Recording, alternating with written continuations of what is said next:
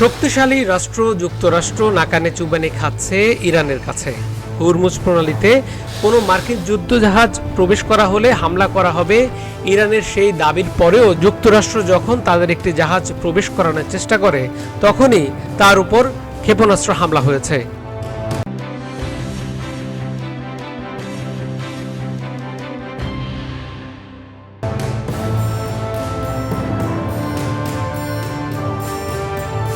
Hormuz প্রণালীতে মার্কিন কোনো যুদ্ধজাহাজে হামলা হয়নি বলে দাবি করেছে যুক্তরাষ্ট্র।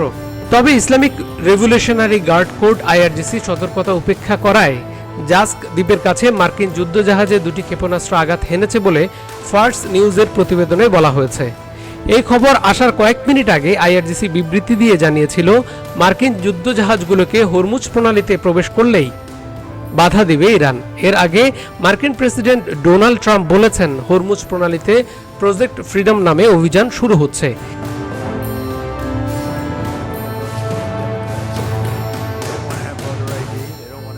হরমুজ প্রণালীতে জাহাজগুলো আটকে আছে, তাদের অনুরোধে এই অভিযান করা হচ্ছে। আটকে পড়া জাহাজগুলোকে নিরাপদে বেরিয়ে আসতে সহায়তা দেওয়া হবে এই অভিযানের উদ্দেশ্য।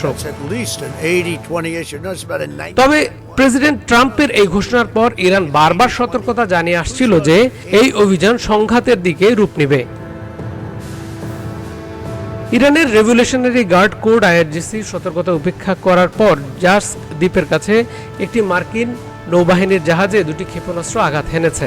যুক্তরাষ্ট্র ও ইসরায়েলের বিরুদ্ধে চলমান যুদ্ধে ইরান ও তার মিত্ররা এ পর্যন্ত মধ্যপ্রাচ্যের 8টি দেশে অন্তত 16টি মার্কিন ঘাঁটিতে হামলা চালিয়েছে। এর মধ্যে বেশ কয়েকটি ঘাঁটি পুরোপুরি ব্যবহার অনুপযোগী হয়ে পড়েছে। মোট কথা, ডোনাল্ড ট্রাম্প আমেরিকা যে যুদ্ধ শুরু করেছিল সেটি থেকে পালানোর পথ খুঁজছেন তিনি। সুপ্রিয় দর্শক, ডাইনামিক পিপলের সঙ্গে থাকুন, আপনার মূল্যবান মতামত জানান এবং দেখতে থাকুন আমাদের এই চ্যানেলটি। আসসালামু আলাইকুম।